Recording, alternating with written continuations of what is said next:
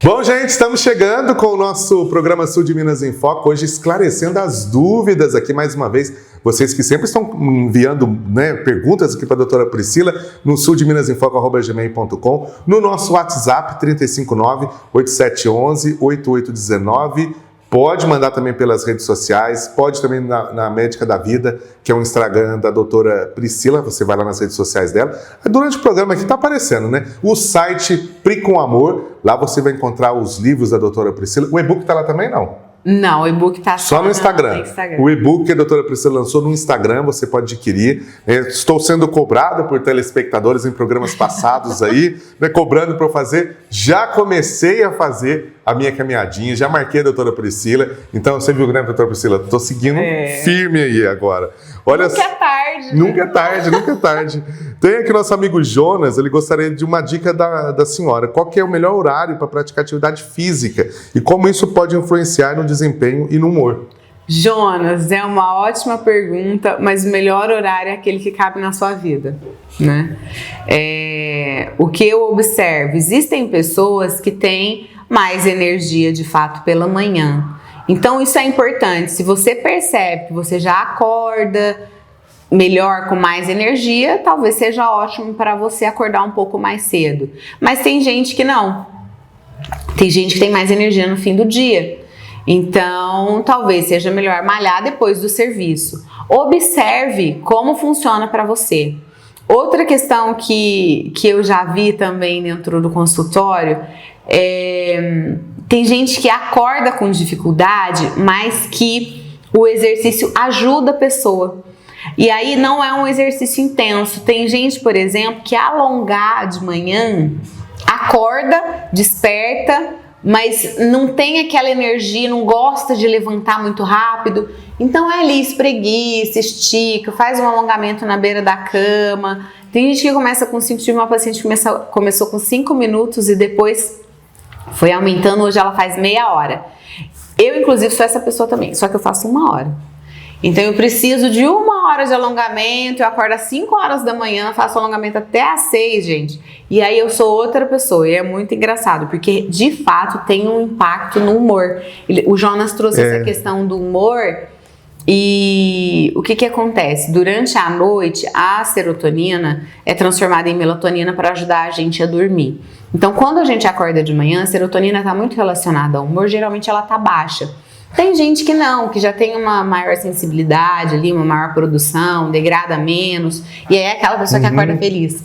Se você é como eu, aquela pessoa que acorda, não quero sair da cama de jeito nenhum. O fato da gente alongar e sair com um pouco mais de gentileza com o corpo, o movimento, aqueles pequenos movimentos que a gente vai fazendo, aquele despertar do corpo, vai aumentando a produção de serotonina gradativamente, e aí realmente tem um impacto no humor. Meu marido até fala, ele fala, gente, o que é isso? É outra pessoa quando você alonga, quando não alonga. Eu falo, mas isso é consequência dos nossos hábitos. Então, observe o que funciona para você, tá? Eu vejo, meu marido já é totalmente matutino, então assim, ele acorda de manhã. Eu falei, eu vou acordar e eu faço alongamento das 5 às 6, ele vai malhar. Ele quer malhar, exercício físico intenso. Se eu fizer isso, não funciona para mim. Então, observe o que funciona para você e não só o que funciona, mas o que cabe. Porque é isso, às vezes você já tem que acordar às 5 e não cabe, então tente encaixar em outros momentos. Pode ser até uma caminhadinha de 15, 20 minutos na hora do almoço, no intervalo do almoço, ou no fim do dia, aí depende de você. Agora, toma muito cuidado, porque às vezes a gente não consegue encaixar ao longo do dia, porque a gente coloca outras prioridades e deixa para o final do dia.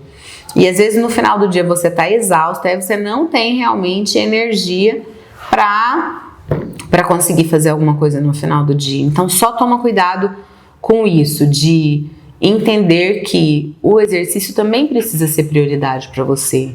Então a prioridade é encaixá-lo no momento em que você consiga fazer. Olha só, a Letícia, ela disse que mora em Estiva e ela descobriu um câncer no colo do útero em um exame de rotina e ela disse que está desesperada, ela gostaria de sua ajuda. O que ela pode fazer? Ela vai ter que procurar tratamento pelo SUS. Mora em Estiva, a Letícia. Olha, Letícia, eu entendo o seu desespero, realmente. receber um diagnóstico de câncer é algo que tem um impacto emocional muito grande na nossa vida, pelo estigma que a doença carrega. Mas você já me trouxe um ponto importante que você detectou num exame de rotina. Detectar num exame de rotina, esse é o nosso objetivo. Por quê? Porque a doença, quando ela dá sintomas, geralmente ela é uma doença mais avançada. Você não ficou esperando os sintomas aparecerem. Você já tem uma preocupação com a sua saúde e você descobriu no exame de rotina, o que indica que pode ser inicial, né? E o mais importante é a gente lembrar que hoje tem tratamento. Então é isso, procure ajuda o quanto antes, né? Não deixe que o medo te paralise, a gente tem que tomar muito cuidado com isso, que às vezes o desespero, ele paralisa, né, a gente. O medo nos impede de tomar as ações necessárias, então o importante é isso, corra atrás, procure o tratamento agora, porque hoje tem tratamento e se for inicial, a chance de cura é muito boa, tá? E eu espero que seja inicial pela sua história e pelo fato de você ter descoberto num exame de rotina. E para quem está aí com os exames atrasados, está aí a Letícia, gente. Então, não deixem, sabe, seus exames para depois, na época certa. Façam um acompanhamento, cuidem da saúde de vocês, porque cuidar da saúde não nos impede de adoecer, mas nos ajuda a tratar precocemente e ajuda também a prevenir algumas situações. Tá certo, boa sorte para você, tá, Letícia, aí de Estiva.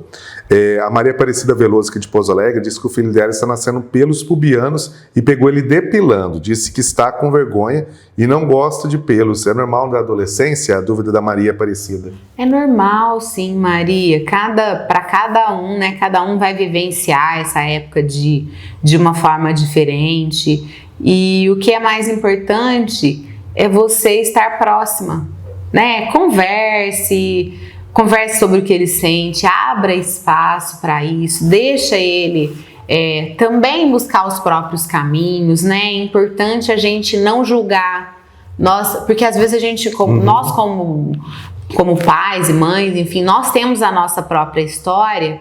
E aí o filho é como um espelho e gera aquele... Às vezes o desconforto é nosso e não é nem do filho, né? Então, mantenha esse canal aberto, essa proximidade, não julgue e deixe que ele se expresse, né? E que ele vá entendendo ali o próprio caminho, o que ele sente, o que é melhor para ele, né? E não pra gente. Olha só, não teve nome aqui divulgado, minha filha não gosta de estudar e reclama de tudo. O que você sugere para me ajudar? Vejo o quadro na TV e vejo que você sempre dá dicas para lidar com a adolescência. Acabou de dar uma aqui agora, da Maria. E olha, não gosta de estudar, né? Eu conheço pouquíssimas pessoas que gostavam. Estuda por obrigação, né? Viu, gente? É verdade, é verdade. Então, acho que começa por aí. Você sabe que em casa eu tenho uma adolescente, então... Às vezes, né, acontece, não quero ir pra escola, não. Gente, quem nunca? A gente tem que lembrar que nós também já fomos adolescentes, nós também já vivemos isso, apesar de que é muito engraçado, porque quando ela vem eu falo, eu não conheço muito essa sensação, porque eu gostava de escola, minha mãe fala que eu tinha uns 4 aninhos, que eu já ia com a mochilinha e gostava.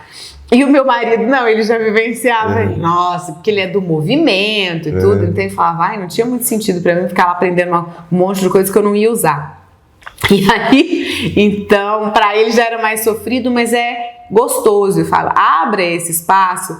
Por quê? Porque em casa, quando surge esse assunto, a gente fala, nossa, pra mim era assim, nossa, pra mim era assado. Aí ela se reconhece com o pai, mas entende que, mesmo não gostando, que isso é necessário.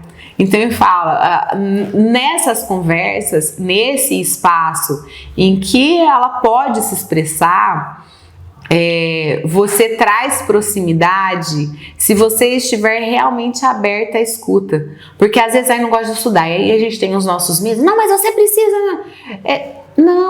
olha, realmente... Na escola existem coisas que a gente gosta, tem coisas que não existem coisas que a gente não gosta, mas nós vamos ter que aprender a passar pela que nós não gostamos pra gente sair de lá. Senão a gente fica lá. Só fica preso ali. Larga a mão disso. Às vezes levar até com humor, sabe? De explicar, falar, olha, filho, entendo. Também não gostava. Então, para mim, tinha um logaritmo. Nossa, a época de aprender logaritmo em matemática era um terror. Eu tinha um ódio. Equação, inequação. Equação eu gostava, você acredita? Gostava, eu já não gostava. Sim. Nossa, eu tinha pavor. Mas é isso, esse espaço, você abrir esse espaço de, olha, filha, eu também não gostava disso, olha, eu gostava daquilo. E aí ela vai se reconhecendo com o outro e vai entendendo que às vezes mesmo não, a vida é feita também das coisas que a gente não gosta. E às vezes o professor também ajuda a gente a não gostar, né? Também. Eu acho que matemática meu foi trauma de professor. O professor pegava no pé, assim, eu não gostava muito. Tinha isso. Você fala, às vezes muda o professor, você de repente começa a gostar de uma matéria que você não gostava. Eu mudei de escola algumas vezes, então meio que tinha isso. Porque geralmente quem não gosta, por exemplo, eu não curto, nunca curti matemática, mas gostava de física, e física tem a ver com matemática. Então, olha pra você ver que e era o professor de física é diferente de matemática, então você acabava gostando, né? Então é isso, eu falo, mantenha essa proximidade e aos poucos, para que aos poucos ela vá entendendo que dentro da escola a gente tem aquilo que a gente gosta, aquilo que a gente não gosta. É isso, às vezes a aula preferida dela é a educação física. Tem gente que gosta. Tem gente que é assim. E aí o que isso diz? Poxa, isso diz que a pessoa é do movimento. E aí quando você entende isso, você fica mais empática ali, você consegue acolher porque você entende que para ela ficar sentada, sei lá quantas horas, vendo o professor falar que isso vai ser difícil se ela gosta de se movimentar, entendeu? Então abrir espaço até para ela ir se entendendo nisso é importante. Não veja isso como um problema, vejo como uma possibilidade de aprendizado e de crescimento para todo mundo. Olha só, gente, e possibilidade a doutora Priscila está dando para você que quer conhecer mais sobre o e-book que ela lançou, que é para você ter uma vida longa, né? Ela te dá dicas para você ter perseverança e para você seguir aí os caminhos da saúde, e isso é muito importante nos dias atuais, né, doutora Priscila? É isso, tá lá, um guia, chama o Guia Definitivo da Longevidade, lógico que ele é só o início, né?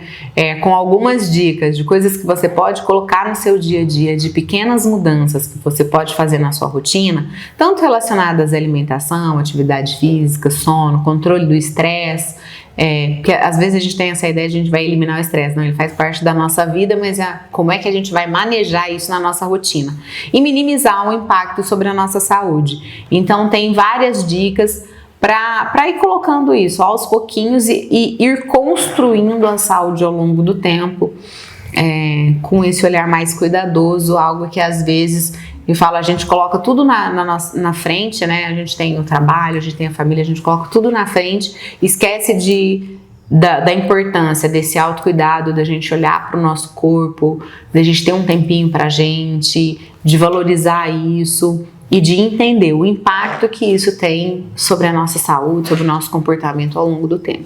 Se você quiser adquirir nas redes sociais da doutora Priscila, no Instagram, @médicadavida, você pode adquirir o seu exemplar, né? E ter aí acesso, porque você vai lá, você clica, entra no link, a doutora disponibiliza um link no seu WhatsApp ali, e dali você já dá sequência a adquirir esse produto e, é claro, manter uma vida saudável com a dica da doutora Priscila. Mais uma vez, doutora Priscila, obrigado pela sua participação aqui. Obrigada a você, Lucas. É sempre um prazer estar aqui e continue mandando as perguntas. Os próximos programas a gente traz aí mais participação de vocês, telespectadores. Até a próxima.